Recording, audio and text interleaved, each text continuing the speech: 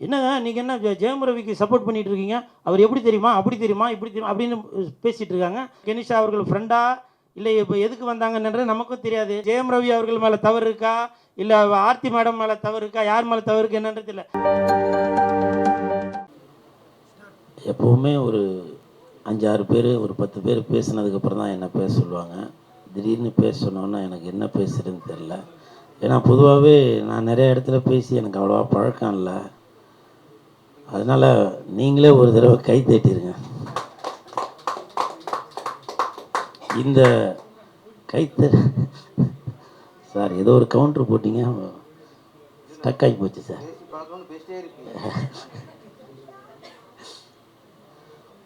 இந்த கைத்தட்டல்கள் அனைத்தும் ஆழி. அப்போ நான் தான் கரெக்டாக சொல்லியிருக்கேன்னு நினைக்கிறேன். தட்டுங்கடா டேய்.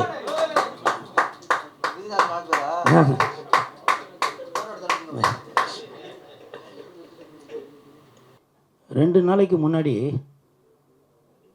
ஐஸ்வரி கணேசர் அவர்களுடைய மகள் திருமணத்துக்கு போயிருந்தேன். அங்கே வந்து நிறையா சினிமா பிரபலங்கள் வந்திருந்தாங்க, அரசியல் தலைவர்கள் வந்திருந்தாங்க, தொழிலதிபர்கள் வந்திருந்தாங்க, பொதுமக்கள், இப்படி எல்லாரும் பல பேர் வந்திருந்தாங்க. அப்போது ஜெயம் ரவி அவர்களும் வந்திருந்தாங்க, அவங்க கெனிஷா கூட அவங்க வந்திருந்தாங்க. அப்போது ஜெயம் ரவி வந்து என்னை பார்த்து கேட்டார், என்ன கூலு, நல்லா இருக்கியா, ஆள் நல்லா ஸ்மார்ட் ஆகிட்டியாப்பா, உடம்புலாம் குறைச்சிட்ட, காஸ்டியூம்லாம் சூப்பராக இருக்குது, ஹீரோவாக நடிக்கிற போல், எல்லாம் வீடியோ எல்லாம் பார்த்தேன், ஆல் த பெஸ்ட், சாப்பிட்டாச்சா அப்படின்னாரு. இப்போ தான் சாப்பிட போகிறேன் அப்படின்னேன். போய் சாப்பிடு, நான் சாப்பிட்டேன் அப்படின்னு சொல்லிட்டு வெளில வந்துட்டேன். இது வந்து சோசியல் மீடியாவில் வீடியோ எல்லா இடத்துலையும் வந்துச்சு, எல்லாம் பார்த்துருப்பீங்க. நேற்று இரவு என் தாயின் மீது ஆணையாக சொல்கிறேன், நேற்று இரவு எனக்கு ஒரு 11:30 மணி இருக்கு. அப்போ எனக்கு ஒரு ஃபோன் ஒன்று வந்துச்சு, பெங்களூர்லேருந்து ஒரு லேடி தான் பேசுகிறாங்க. அவங்க ஃபோன் அடித்து, என்னங்க நீங்கள் என்ன ஜெயம் ரவிக்கு சப்போர்ட் பண்ணிகிட்டு இருக்கீங்க, அவர் எப்படி தெரியுமா, அப்படி தெரியுமா, இப்படி தெரியுமா அப்படின்னு பேசிகிட்டு இருக்காங்க. நான் அதான் சொன்னேன், ஏம்மா என்னம்மா இதுக்கு எனக்கு சம்மந்தம் இல்லைம்மா, நான் கல்யாணத்துக்கு போனேன், அவர் எனக்கு தெரியும், அதனால் அவர் என்கிட்ட பேசினார். இல்லை எனக்கு ஜெயம் ரவி ஃபோன் நம்பர் கொடுங்க, இல்லைன்னா அவங்க மனைவி ஆர்த்தியோட நம்பர் கொடுங்க அப்படின்னு சொல்லி, ஏன்னா என்னோடய நம்பர் எல்லா இடத்துலையும் சோசியல் மீடியாவில் இருக்கிறதுனால அவங்க ஃபோன் பண்ணி கண்ணாபின்னா என்னை திட்ட ஆரம்பிச்சிட்டாங்க. அப்போ நான் சொன்னேன், ஏம்மா என்ன நடந்துச்சுன்னு உங்களுக்கும் தெரியாது, எனக்கும் தெரியாது, அது அவங்க புருஷன் பொண்டாட்டியோட விஷயம், அது ஆர்த்தி அவர்களுக்கும் ஜெயம் ரவி அவர்களுக்கும் நடந்த விஷயம், அது அவங்க அப்பா அம்மா கூட தலையிட முடியாது, ஏன்னா புருஷன் பொண்டாட்டிக்குள்ளே 1000 இருக்கும். அதனால் அதை வந்து நம்ம வெளிப்படையாக என்ன நடந்துச்சுன்னு நம்மளே காதும் வச்ச மாதிரி பேச முடியாது. அதனால் நீங்கள் தயவு செஞ்சு என்கிட்ட இதை பற்றி பேசாதீங்கம்மா அப்படின்னு சொல்லிட்டு அவங்க ஃபோனை வந்து நான் பிளாக் பண்ணிட்டேன். அப்போவும் அவங்க மறுபடியும் வாட்ஸ்அப்பில் வந்து வாய்ஸ் அனுப்பிச்சிட்டே இருக்கிறாங்க. நான் இப்போ அதை கூட காட்டலாம், பட் நாகரிகம் கருதி அதை காட்டலது. ஏன்னா ஒரு குடும்பத்துக்குள்ளே 1000 பிரச்சனை இருக்குங்க, புரியுதுங்களா? கண்ணால் காண்பதும் பொய், காதால் கேட்பதும் பொய், தீர விசாரிப்பதே தான் மெய். நம்ம ஏதோ சினிமாக்காரங்கன்றதுனால வெளியில் சோசியல் மீடியாவில் பளிச்சுன்னு தெரியுது, அதை வச்சு நம்மளே ஒரு முடிவுக்கு வர முடியாது இல்லையா? அவங்க ஜெயம் ரவி அவர்கள் கூட வந்தவங்க, அவங்க கெனிஷா அவர்கள் ஃப்ரெண்டா இல்லை இப்போ எதுக்கு வந்தாங்கன்றது நமக்கும் தெரியாது. இப்போ என் கூட 4-5 தம்பிங்க வந்திருக்காங்க, எனக்கும் அவனுக்கும் இப்போ எதனா உறவு இருக்குன்னு ஆயிருமா? இல்லை, அதை நம்ம தப்பாக பேசிட முடியாதுல்ல. ஸோ அந்த மாதிரி தான் சொல்ல வரேன். இதுக்காக நான் இவங்களுக்கு சப்போர்ட் பண்ணி பேசுகிறேன் அப்படின்னு சொல்ல வரல. நான் என்ன நடந்தது என்று நமக்கு யாருக்குமே தெரியாது. குடும்பத்தில் எல்லா பிரச்சனைகளும் தான் இருக்கும். அது ஜெயம் ரவியாக இருந்தாலும் சரி, ராதா ரவியாக இருந்தாலும் சரி, நிலகல் ரவியாக இருந்தாலும் சரி, ஆளுநர் RN ரவி அவர்களாக இருந்தாலும் சரி, எல்லா குடும்பத்திலும் எல்லா பிரச்சனையும் இருக்க தான் செய்யும். நான் பல பிரச்சனைகளை பார்த்தாச்சுங்க, ஜெயிலுக்கு மட்டும்தான் போல, அதையும் கூட நீங்கள் போக வச்சிருவீங்க போலையா? அதனால் தயவு செய்து அவர்கள் குடும்ப பிரச்சனை இது, அது கோர்ட்டில் இருக்குது, அது அவங்களே பார்த்துக்க போகிறாங்க. அந்த எனக்கு ஃபோன் பண்ண அந்த தாய்க்குளம் அவர்களுக்கு நான் வந்து உங்களை மண்டியிட்டு கேட்டுக்கொள்கிறேன், உங்களுக்கு என்ன பிரச்சனைன்னு எனக்கு தெரியல, அந்த பிரச்சனையை தயவு செஞ்சு என்னை கோர்த்து விட்டுறாதீங்க, சரிங்களா? ஐஸ்வரி கணேசர் ஒரு நல்ல எண்ணத்தில் என்னை கூப்பிட்டாரு, நான் அந்த கல்யாணத்துக்கு போனேன், அது ஒரு குற்றமா? கமெண்ட்டில் அதே மாதிரி எல்லோரும் என்ன போட்டு தீட்டி வச்சுருங்க. அவங்க குடும்பத்தில், ஜெயம் ரவி குடும்பத்தில் ஆர்த்தி அவர்களுக்கும் கெனிஷா அவர்களுக்கும் என்ன நடந்துச்சுன்னு யாருக்குமே தெரியாது இல்லையா? வெளியில் வந்து ஒரு ஃபோட்டோவுக்கு போஸ்ட் கொடுத்தாங்க, வீடியோவில் வந்தாங்க, அவ்வளோதான் நடந்தது. என்னன்றது தெரியல. இது வந்து ஜெயம் ரவி அவர்கள் மேலே தவறு இருக்கா, இல்லை ஆர்த்தி மேடம் மேலே தவறு இருக்கா, யார் மேலே தவறு இருக்குது என்னன்றது இல்லை. யார் மேலே தவறு இருந்தாலும் என்னுடைய கருத்து, நான் வந்து குடும்பஸ்தன், அதனால் சொல்கிறேன், எல்லா குடும்பத்திலையும் பிரச்சனை இருக்குது தான் செய்யும். விட்டு கொடுத்து இது கோர்ட்டு வரைக்கும் போக வேண்டிய தேவையில்லை. நீங்களே ஒரு சுமூகமாக அதை பேசி ஒரு முடிவு எடுக்கணும் அப்படின்னு நான் தாழ்மையோடு கேட்டுக்கிறேன். இப்போ கூட நான் ஒரு சினிமாக்காரனாக சொல்ல, ஒரு ஒரு ரசிகனாக சொல்கிறேன், ஒரு ஒரு பொதுவான ஒரு மனிதனாக இருந்து சொல்கிறேன். எல்லா குடும்பத்துலேயும் பிரச்சனை இருக்குங்க. தயவு செஞ்சு சினிமாக்காரங்க பிரச்சனையை மட்டும் முன்னாடி எடுத்துகிட்டு வந்து அவங்கள வந்து அசிங்கப்படுத்திட்டு இந்த மாதிரி முதல்ல எனக்கு அந்த மாதிரி விஷயமா ஃபோன் பண்ணாதீங்க, சரிங்களா? கூல் சுரேஷ் எப்போவுமே ஜாலியாக பேசுகிறாள், இருக்கிற இடத்துல சந்தோஷமாக வச்சுக்கிறாள், சரிங்களா? என்னை வந்து அந்த திருமணத்திற்கு அழைத்த ஐஸ்வரி கணேஷ் ஐயா அவர்களுக்கு என் மனமார்ந்த நன்றியை தெரிவித்துக் கொள்கிறேன். இந்த ஆழியிலே கண்டெடுத்த அற்புத ஆணிமுத்து, நீங்கள் தானே டைரக்டரு? சூப்பர், வாழ்த்து. ஈசன் ஈசன் அங்கே ஈசா கோயம்புத்தூரில் ஃபேமஸ்ஸு இல்லையா? இங்கே நம்ம ஆழியில் இயக்குனராக ஃபேமஸாக இருப்பவர் தான் ஈசன். அவர்களுக்கு என் மனமார்ந்த வாழ்த்துக்கள். மெதுவாக தட்டுங்கடா, கை ரேகை தேஞ்சிடக்கூடாது, மெதுவாக தட்டுங்க. ஸோ இந்த டீமுக்கு என் மனமார்ந்த வாழ்த்துக்கள். இப்போ சாங்கு பார்க்கும்போது எனக்கும் இந்த மாதிரிலாம் ஒரு காதல் வராதா, நம்மளும் ஒரு காரில் இந்த மாதிரி போகிறது அந்த மாதிரிலாம் எதுவும் வராதா அப்படின்னு ஒரு ஏக்கம் உள்ளுக்குள்ளே இருக்குது எனக்கு. அப்போது இப்போ வரைக்கும் அந்த காதல்ன்றது அது வரவே மாட்டுது. சரி படத்துலையாச்சும் வரும்னு பார்த்தாக்கா, ஐயோ ஐயரே, கோழி முட்டை போட்டால் அடகாத்து குஞ்சு பொறிக்கணும் அப்படின்னு தான் டைரக்டரு பேர். சரி, எனக்கு அந்த மாதிரி தான் சீன் கொடுக்குறாங்களே தவிர ஒரு பொண்ணு கூட லவ் பண்ணுற மாதிரியே வரமாட்டுது. ஃபுல்லாக பொண்ணுக்கிட்ட உதவாங்கிற மாதிரியே தான் எனக்கு சீன்ஸ்லாம் அமையுது. அது ஒருவேளை என்னோடய முகலட்சணம் அப்படி இருக்குதோ என்னவோ. இருந்தாலும் நான் திருப்பாச்சியில் நடித்தும் ஃபேமஸ் ஆனேன், சும்மா இல்லை. அது வந்து பொங்கலுக்கு தானே சார், பொங்கலுக்கு ரிலீஸ் ஆச்சு. என்னோடய சொந்த ஊர் சிவகங்கை மாவட்டம். எங்கள் அம்மா ஊரில் இருக்காங்க, நான் இங்கே இருக்கேன். எங்கள் அம்மா அங்கேருந்து ஃபோன் பண்ணி சொல்கிறாங்க, ஏண்டா ஏதோ இப்போ இன்றைக்கி ஏதோ படம் நடிச்சிருக்காம, ஏதோ கோழிப்புடின்றாங்களாம அப்படின்னு. இன்னும் எனக்கு ஞாபகம் இருக்குது சார். அப்போது யாரோ படம் பார்த்துட்டு எங்கள் அம்மாட்ட வந்து சொல்லியிருக்காங்க, மாட்டு பொங்கல் அப்போ சொல்லியிருக்காங்க, அந்த மாதிரி ஏண்டா நீ தான் இங்கே இப்போ மாட்டு பொங்கலுக்கு வரல, ஆனால் எல்லோரும் படம் பார்த்துட்டு ஏதோ கோழிப்புடின்னு சொல்கிறியாமே அப்படின்னு. ஸோ அதெல்லாம் எனக்கு இப்போது ஞாபகம் இருக்குது சார். நன்றி சார். அப்படி அவ்வளோ பெரிய இயக்குனர் பக்கத்தில் நான் இங்கே உட்கார்றதுக்கு வாய்ப்பளித்த அந்த ஆழி டீமுக்கு என் மனமார்ந்த வாழ்த்துக்களையும் நன்றிகளையும் தெரிவித்துக் கொள்கிறேன். சாங்கு வந்து ரொம்ப அற்புதமாக இருக்குது. ஏன்னா இப்போ வர சாங்லாம் அப்படி கேட்கும்போதே டக்குன்னு மாற்றிடுவாங்க. ஆனால் இங்கே இவ்வளோ பேர் பார்த்துருந்தாலும் இப்போ உள்ள குழந்தைகள் என்ன பண்ணுறாங்கன்னா, கையில் டிவி ஓடினாலும் செல்ஃபோனே தான் பார்த்துட்டு இருப்பாங்க. ஆனால் இங்கே ஒரு குழந்தை வந்திருக்கு, அந்த குழந்தை பேர் என்னன்னு தெரியல. பேர் நான் தம்பி யாழன். அந்த யாழன் என்ன பண்ணார்னா, கையில் செல்ஃபோன் இருக்குது இருந்தாலும் அப்படியே டிவியே பார்த்துன்னு இருக்காரு. அவன் அந்த பொண்ணை பார்த்துட்டு இருக்கானா, இல்லை அந்த டைரக்டரை இப்படிலாம் டைரக்ஷன் பண்ணியிருக்காரு அப்படின்னு பார்த்துட்டு இருக்கானா, என்னப்பா அந்த பொண்ணு தான் பார்த்துட்டு இருந்தியா? பாத்தியா sir, song hit sir, success sir. பாருங்கள், இப்போ தெரிஞ்சு போச்சு. அந்த பொண்ணு தானே பார்த்துட்டு இருந்தா. ஓஹோ, அர்ஜுனா அம்பு வீடும் அர்ஜுனா. இந்த என்னவோ சொல்கிறான் தம்பி நீ அதான் என்னை திட்டுறீங்களாப்பா? சரி. அப்புறம் பாடலாசிரியர் சார், உங்கள் பேர்? மனோஜ் அவர்களுக்கும் என் மனமார்ந்த வாழ்த்துக்கள். ஏன்னா இப்போ வர சாங்லாம் அந்த லிரிக் வந்து சரியாக புரியாது, ஆனால் இவர் நல்லா புரிகிற மாதிரி போட்டிருக்காரு. ஆனால் எண்டில் வந்து ஏதோ ஹியூமன் அப்படி எப்படின்னு போட்டு என்னவோ வந்துச்சு, இங்கிலீஷில் போட்டுருந்துச்சு, எனக்கு தெரியல. என்னவோ சொன்னீங்க, நானும் மறந்துட்டேன். மனிதனாக பிறப்பது நமக்கு கிடைத்த பாக்கியம். அப்புறம் அவ்வளோதான். பாருங்கள், மனிதனாக கிடைப்பதே நமக்கு கிடைத்த பாக்கியம் அப்படின்ற ஒரு வரியை போட்டிருக்காங்க. இயக்குனராக கிடைப்பது நமக்கு பேரரசார் கிடைத்தது பாக்கியம். சேனலில் வர்றா டைரக்டர் சார் அந்த டைரக்ஷன் பண்ணும்போது கூட சொல்லுவார், எப்பா அந்த இடத்துல நல்லா கிளாப்ஸ் வரட்டும், சாங்கில் இந்த இடத்துல நல்லா ஆடுங்க, ஃபைட்டு எப்பா ஃபைட்டர் நீ நல்லா இப்படி விழுப்பா அப்படின்னு சொல்லுவேன். இந்த இடத்துல கூட நீங்கள் உங்களோட பர்ஃபார்மன்ஸ் கரெக்டாக இருக்கணும் அப்படின்ற கரெக்டாக இதுதான் இயக்குனர். மற்றவங்களா இருந்தாக்கா என்ன கூல் சுரேஷுக்கு கைத்தட்டல் வச்சு அவனை பில்டப் பண்ணி பார்க்கணுமா அப்படின்னு அந்த ஒரு ஈகோ எதுவும் பார்க்காம நல்லா கைத்தட்டல் கொடுத்து இந்த நிகழ்ச்சியை ஹிட் பண்ணணும் அப்படின்னு நினைக்கிறீங்களா? இது நன்றி நன்றி சார். அப்படிங்களா? நன்றி நன்றி சார். 200 பேர் இருக்காங்கல்ல, அதில் தெரியாது, இன்றைக்கி மாட்டிக்கிட்டாங்க. நான் பார்த்தேன் என்ன கும்பலில் ஸ்கூல் சைடுக்கு மட்டும் அந்த கிளாப்ஸ் கிடைக்குது, அதுவும் 4 பேர் தொடர்ந்து அடிச்சுக்கிறாங்க. அந்த 4 பேர் யார்? அந்த 4 பேருக்கு நன்றிம்பாங்கள்ல, தேடிட்டே இருந்தேன். வாங்கலாம் மாட்டிக்கிட்டியே. மாட்டிக்கினாரு ஒருத்தர், காப்பாற்றணும் கர்த்தர்.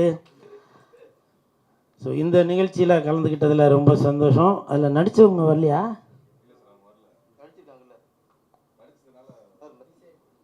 ஓ ஓ அப்போ நடிக்கிறதுக்கு முன்னாடி வாய்ப்பு கேட்டு வந்திருப்பாங்களே.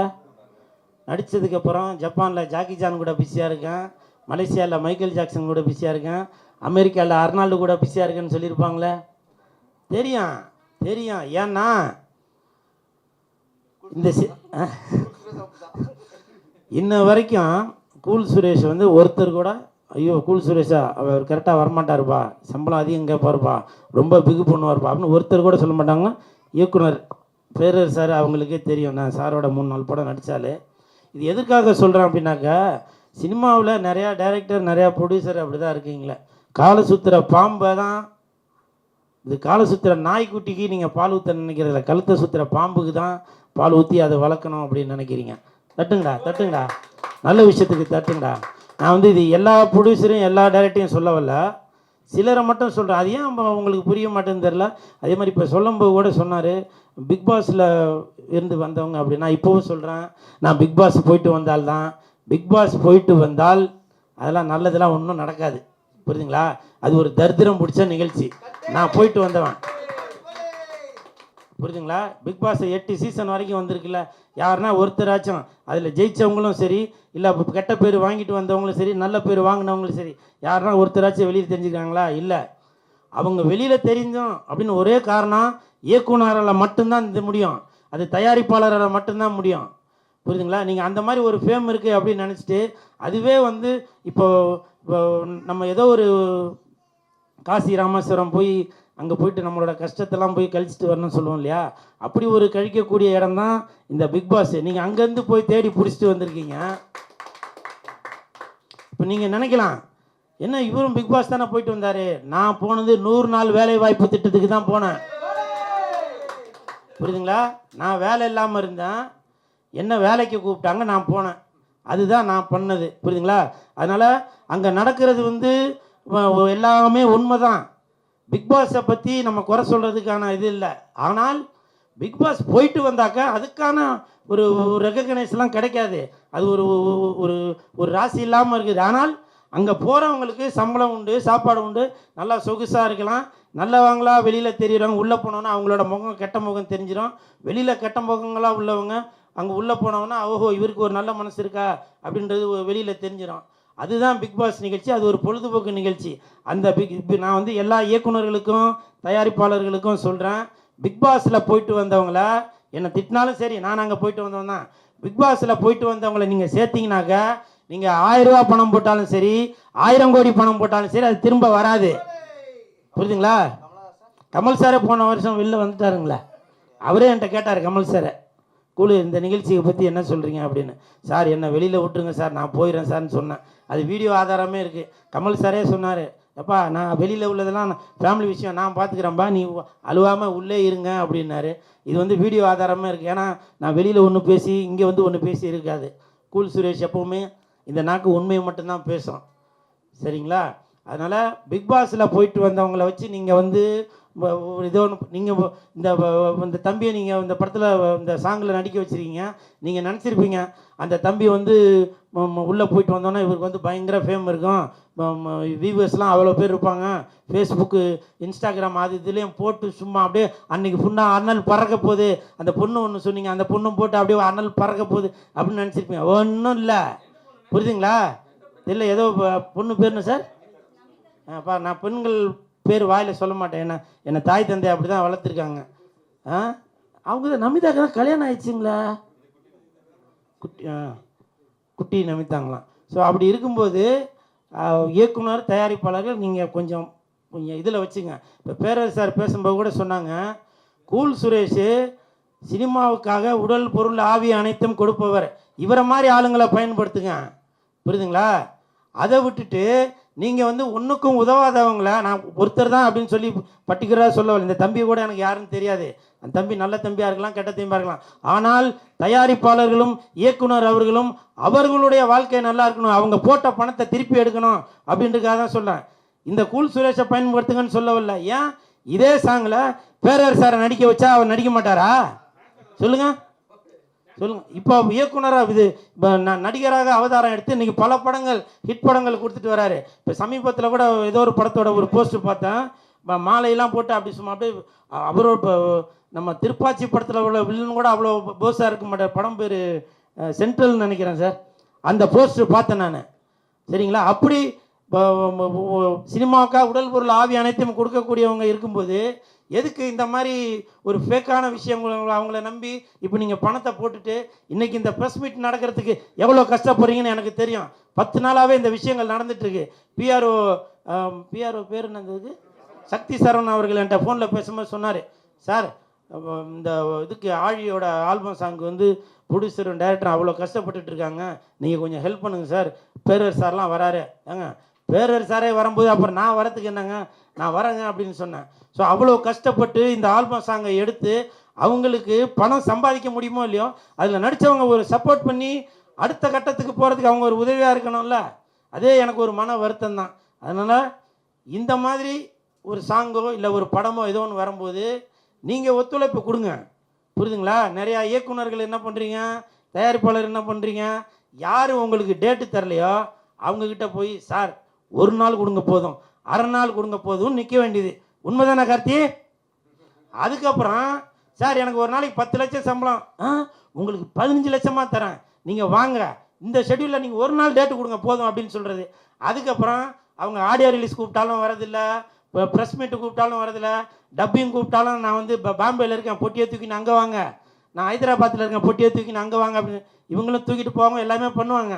ஆனால் அதுக்கப்புறம் ஒரு 5 லட்சம் செலவு பண்ணி ஒரு ஆடியோ ரிலீஸ் ஃபங்க்ஷன் வச்சு அந்த இடத்துல வந்து இந்த நடிகை எனக்கு ஒத்துழைப்பு கொடுக்கல, அந்த இயக்குனர் ஒத்துழைப்பு கொடுக்கல, அந்த ஹீரோ ஒத்துழைப்பு கொடுக்கல அப்படின்னு சொல்ல வேண்டியது எனக்கு மனசு கஷ்டமாக இருக்குது, புரியுதுங்களா? ஏன்னா இவ்வளோ நாளாக இந்த 25 வருஷமாக நான் சினிமாவில் இருக்கிறேன்னா அதுக்கு காரணம் சினிமா சாப்பாடு போட்டால் தான் எனக்கு இவ்வளோ தூரம் வளர்ந்ததுக்கு காரணமே. அந்த ஒரு நம்பிக்கையில் தான் சொன்னேன். இப்போவும் சொல்கிறேன், கூல் சுரேஷை பயன்படுத்துங்க அப்படின்னு சொல்லவில்லை. உங்களுக்கு நாய்க்குட்டியாக இருந்த யார் உங்களுக்கு நன்றியோடு இருக்காங்களோ அவங்களுக்கு நீங்கள் வந்து ஒரு சப்போர்ட் பண்ணி பண்ணுங்க, அவங்க தலை மேலே தூக்கி வச்சுட்டு போவாங்க அப்படின்றதான் சொல்ல வரேன். இப்போ சமீபத்தில் கூட 4 நாளைக்கு முன்னாடி பரமசிவன் பாத்திமா அப்படின்ற ஒரு படத்தோட பாட்டு ரிலீஸ் ஆயிருந்துச்சு. அதில் நான் ஆடி இருக்கேன். அந்த பாட்டு வந்து நல்லா வியூஸ் போயிருக்கு.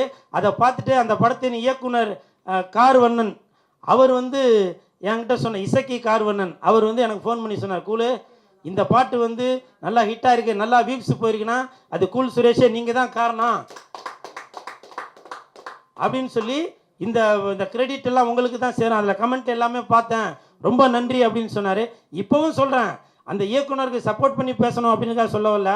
இப்போவும் அவர் என்னை பற்றி பெருமையாக பேசிட்டு, ஆனால் அந்த இசக்கி கார்வண்ணன் அவர்கள் அடுத்த படம் எடுக்கும்போதும் சரி அன்றைக்கி கூல் சுரேஷ் சப்போர்ட் பண்ணானே அவனுக்கு அடுத்த படத்தில் ஒரு ஒரு ஒரு லீடு கேரக்டர் கொடுப்போம், ஒரு ஹீரோவாக கொடுப்போம் அப்படின்னு நினைக்க மாட்டாங்க. இந்த படத்தில் இந்த இடத்துல கூல் சுரேஷை யூஸ் பண்ணியாச்சு, ஓகே நீ அடுத்து யாரை கூப்பிடணுமோ அவங்கள கூப்பிட்டுப்போம் அப்படின்னு சொல்லி போவாங்க. இது வந்து ஒரு ஆதங்கத்தில் தான் சொல்கிறேன். இப்போ இந்த சாங்குக்கு இந்த ஆழிக்கு எவ்வளோ செலவு பண்ணி எடுத்திருப்பாங்க, எத்தனை நாள் உழைச்சிருப்பாங்க அப்படின்றது எனக்கு மனசுக்கு வந்து அவ்வளோ ஒரு நெருடலாக இருக்குது, ஒரு வருத்தமாக இருக்குது. தயவு செய்து இந்த சாங்கை எல்லாரும் கேளுங்க, சரிங்களா? கேட்டு உங்களுடைய ஆதரவு கொடுங்க. பாட்டு நல்லா இருக்கா, நல்லா இருக்குன்னு சொல்லுங்கள், நல்லா இல்லையா, நல்லா இல்லைன்றதை கமெண்ட்டில் சொல்லுங்கள். ஏன்னா உங்களுடைய கருத்து என்னன்னு தெரிஞ்சாதான் ஒருவேளை சூப்பராக இருக்குது அப்படின்னாக்கா இதை விட பெட்டராக எடுக்கணும் அப்படின்னு சொல்லி இயக்குனர் ஈசான் அவர்கள் நினைப்பார். அதே மாதிரி நல்லா இல்லை அப்படின்னாக்கா இதை விட பெட்டராக எடுக்கணும் அப்படின்னு தயாரிப்பாளர் வசந்த் அவர்கள் நினைப்பாங்க. அதனால் வெந்து தணிந்தது காடு, ஆழிக்கு வணக்கத்தை போடு.